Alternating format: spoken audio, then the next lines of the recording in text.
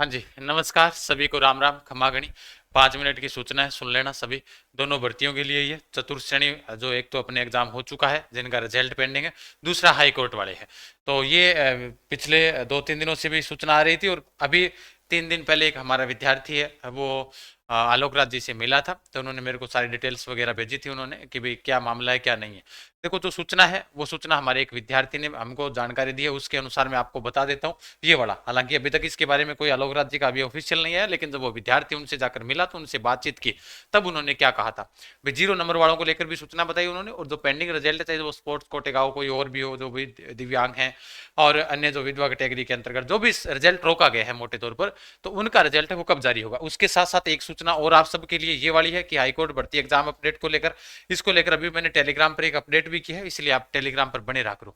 अगर Telegram join नहीं है तो आप अभी जाकर टेलीग्राम जरूर ज्वाइन रखें जीके गजान सर, ताकि सूचनाएं आपको मिलती रहे। सबसे पहले सूचना कर लेते हैं चतुर्थ श्रेणी हाईकोर्ट एग्जाम को लेकर क्या मामला चल रहा है अभी, है ना। जो अभी एक एजुकेशन अग्री जो अपना एक आप अच्छी तरह से भली भांति परिचित भी होंगे, उन्होंने भी, और एक अपने टेलीग्राम पर भी एक न्यूज देखी होगी आपने कि भाई हाईकोर्ट ने चतुर्थ श्रेणी भर्ती सुप्रीम कोर्ट के फैसले के आधार पर तीसरी बार सरकार को भेजा जाएगा प्रस्ताव। इसमें क्या लिखा है अभी सुनना, इस लाइन को एक एक लाइन आपने पढ़ ली होगी, मैं एक बार पढ़कर सुना देता हूँ क्योंकि 5 मिनट मैंने आपका समय मांगा। राजस्थान हाईकोर्ट की चतुर्थ श्रेणी भर्ती की परीक्षा तारीख अभी तय नहीं हो पाई है क्योंकि इंटरव्यू प्रक्रिया को लेकर हाईकोर्ट और सरकार में सहमति नहीं बन रही है। सूत्रों के मुताबिक अगले 2-3 दिनों में हाईकोर्ट प्रशासन की बैठक होगी। मतलब सूत्र कौन से होते हैं, जो गुप्त सूत्र, आज के बाद आप जब चतुर्थ श्रेणी कर्मचारी होने लग जाओगे आप गुप्त सूत्री हो, है ना। जिसमें सुप्रीम कोर्ट ने उस फैसले को रखा जाएगा जिसमें 10वीं पास अभ्यर्थियों को पहले ही इंटरव्यू में बुलाने की बात कही गई। वे जो 10वीं पास विद्यार्थी है उनको क्या किया जाए, इंटरव्यू में बुलाया जाए। इससे पहले हाईकोर्ट के 2 प्रस्ताव सरकार ने खारिज कर दिए थे। सरकार का कहना है कि भाई योग्यता को अयोग्यता नहीं माना जा सकता और वो सभी समान अवसर मिलना चाहिए, भाई सभी को समान अवसर मिलना चाहिए। अब हाईकोर्ट तीसरा प्रस्ताव भेजने की तैयारी में, भर्ती पहले ही रद्द हो चुकी है, इस बार नए पद भी जोड़े गए हैं।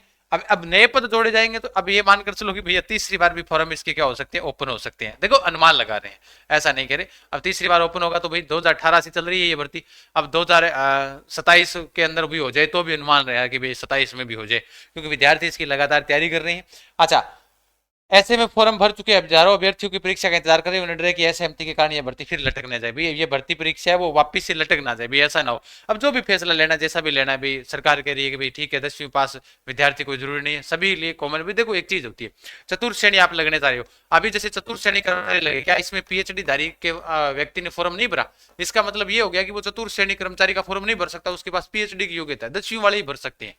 पे आपके अंदर काबिलियत होनी चाहिए एग्जाम फोड़ने की। अगर एग्जाम फोड़ सकते हो तो आप बिल्कुल चतुर्थ श्रेणी कर्मचारी लग सकते हो। और कोई चतुर्थ श्रेणी कोई चपड़ासी नहीं है, सबके सर FGO है, फोर्थ ग्रेड अधिकारी ऑफिसर है ना। नौकरी कोई छोटी नहीं होती। जैसे अभी एक वो स्टेटमेंट आपने देखा होगा सोशल मीडिया के ऊपर, बोले भाई 20 लाख नहीं 21 लाख लोगों को हराकर हम इस लिस्ट में शामिल हुए हैं। ऐसे नहीं कहते चतुर्थ श्रेणी। सरकार के खजाने के अंदर शामिल होना अपने आप में एक सौभाग्य है, इसको किसी भी प्रकार से नेगेटिविटी में ना फैलाएं, इसका कोई प्रकार से मीम्स वगैरह ना बनाए इसके ऊपर। ये भर्ती है एक अच्छी नौकरी है, इससे पहले क्या लगे हुए नहीं थे, स्कूलों में नहीं लगे हुए थे क्या, लगे हुए थे। लेकिन अभी क्या है कि ये सोशल मीडिया का जमाना है जिस पर माहौल बनाया जा रहा है। अभी हम चर्चा कर लेते हैं कि आलोक राज जी ने क्या कहा था कि जो आपके 0 नंबर वाले जो विद्यार्थी है, कि 0 नंबर वाले विद्यार्थियों का क्या होगा।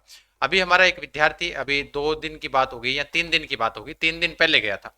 3 दिन जब पहले गया था तब वो आलोक राज जी से मिला था। उन्होंने एक तो आलोक राज जी के बारे में एक तो ये बताया भाई कि भाई हमसे बहुत शानदार तरीके से बैठकर हमसे वार्तालाप की। मैंने कहा बहुत अच्छी बात है ना। भाई ऐसे तो LDC का पेपर भी अभी आउट ही हुआ था, है ना। अभी उसको लेकर भी है और भाई कई सारी सूचनाएं अभी विपक्ष वाले भी इस बार कह रहे हैं भाई आपने भी कर दिया LDC का पेपर, आपके आउट मौका ही तक रहे थे, है ना। वो किस प्रकार हुआ, अगर विद्यार्थियों के साथ अन्याय हो रहा है तो उसको किसी प्रकार से राजस्थान का विद्यार्थी युवा जो व्यक्ति है वो नहीं सहेंगे।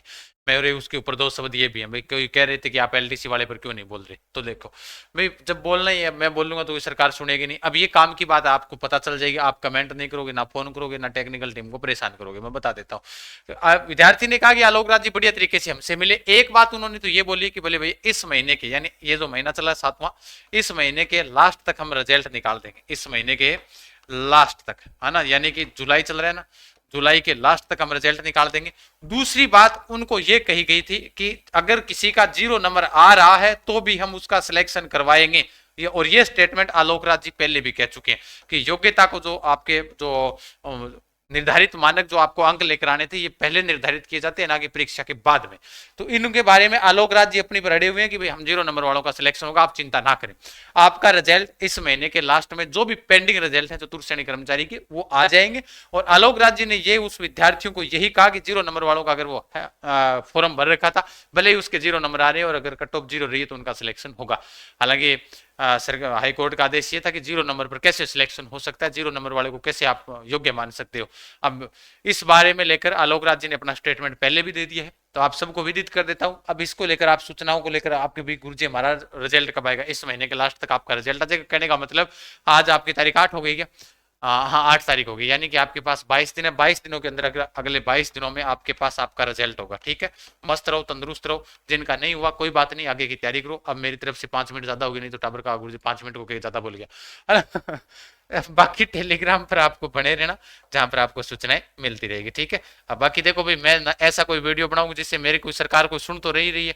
आप कह देते हो कि आप वीडियो नहीं बनाते, तो भाई टेलीग्राम पर बने रहा करो, मैं तो पोस्ट डाल सकता हूँ, उसको आप विदित कर लिया करो, चाहे फिर वो एक्स पर लेके जाकर ट्वीट कर दो, रीट्वीट कर दो, वो आपकी मर्जी है ना। मेरी तरफ से मैंने बता दिया, जो विद्यार्थी ने मेरे को बताया आकर कि ये और मेरे पास उसने वाकायदा वहां के सबूत भी भेजे कि सर हम गए वहां पर, एक महिला थी, लड़की थी, वो गई थी वहां पर, उन्होंने बताया था पूरी डिटेल के साथ, और वो मैं मिल नहीं पाया क्योंकि मैं जयपुर था नहीं। अच्छा चलो ठीक है, कोई बात नहीं। आगे की जो अब मेन रूप से अब आगे की मैं योजना नहीं बताऊं तो गुरुजी लंबो हो जाएगा। सीईटी की तैयारी करो, बस मेन चीज ये है। अब गुरुजी सीईटी के बारे में थे कौन बोलना रहे, अब एक कमेंट ये भी है, भाई आपके सीईटी के सिलेबस को लेकर नहीं बोल रहे कि इसको निर्धारित करो कितने अंक का होगा। तो भैया सरकार से निवेदन है साफ तरीके से, स्पष्ट रूप से, अगर राजस्थान का युवा कह रहा है तो हम बोलेंगे। भाई राजस्थान के युवाओं को ऐसा लगता है, भाई इसको नेगेटिव मत लेना, आपको ऐसा लगता है गुरुजी के बोलने से अगर हो जाता है तो बिल्कुल मैं बोलने के लिए तैयार हूँ। भाई सरकार से निवेदन है, आलोक राज जी आपसे भी निवेदन है, अगर आपके पास मेरा वीडियो भी पहुंच रहा है तो युवाओं के, अगर आपने सीईटी 10+2 में 120 अंक निर्धारित किए हैं तो उसके अंदर जो भी विषय हैं उन विषयों का आप वेटेज भी निर्धारित करें। ये से कैसे मतलब हो गया कि पिछली भर्ती के अनुसार ही आप कर लेना, पिछली भर्ती में आपका क्या भरोसा है। बीएलडीसी का एग्जाम हुआ था, आपने 100% जीके के पूछ लिए, बिल्कुल मैं इस बात को सहमत कर रहा हूं कि भाई विद्यार्थियों की ये मांग जायज है तो आप जारी करो। क्यों स्वाद ले रहे हो बेफालतू के बेरोजगारों के? मतलब क्या हुआ, भी सिलेबस जारी कर दिया बस, आप तो स्वाद ले रहे हो, आप वहां पर बैठ गए ठीक है पद के ऊपर और स्वाद लेने शुरू कर दिए। तो निवेदन है आपसे हाथ जोड़ करके मेरे विद्यार्थियों के स्वाद ना ले, बस स्पष्ट शब्दों में ये कहना चाहता हूँ। तो ठीक है, तो इनके अंक भी है वो भी निर्धारित किया जाए, युवाओं के साथ खिलवाड़ ना किया जाए, ताकि वो भी, आपने तो डरा दिया पहले कह रखा 40% लाने हैं, नेगेटिव मार्किंग करेंगे, पेपर में कठिन बनाऊंगा, पास होने ही नहीं दूंगा। भाई आपका तो कहने का मतलब यही है, भाई हिंदी में कहते हैं अर्थात, अर्थात का मतलब जो आपका भावार्थ है वो तो यही है। तो मेन चीज यही है कि आपसे हाथ जोड़कर विनती है कि इनका सिलेबस भी जारी किया, वो अंक है वो जारी कर दिए जाए कि भाई राजस्थान के कितने पूछेंगे, जीके कितने आएंगे, करंट के कितने आएंगे, इंग्लिश हिंदी कितने कितने आएंगे। ये कौन सा तरीका है, पिछली भर्ती के ऊपर आपने पूछा वैसा का वैसा कर दिया। निवेदन है सरकार, आपसे निवेदन है कि युवाओं की मांग को सुना जाए। धन्यवाद, खमागणी। अधिक जानकारी के लिए टेलीग्राम पर बने रहे। राम राम सा, राधे राधे।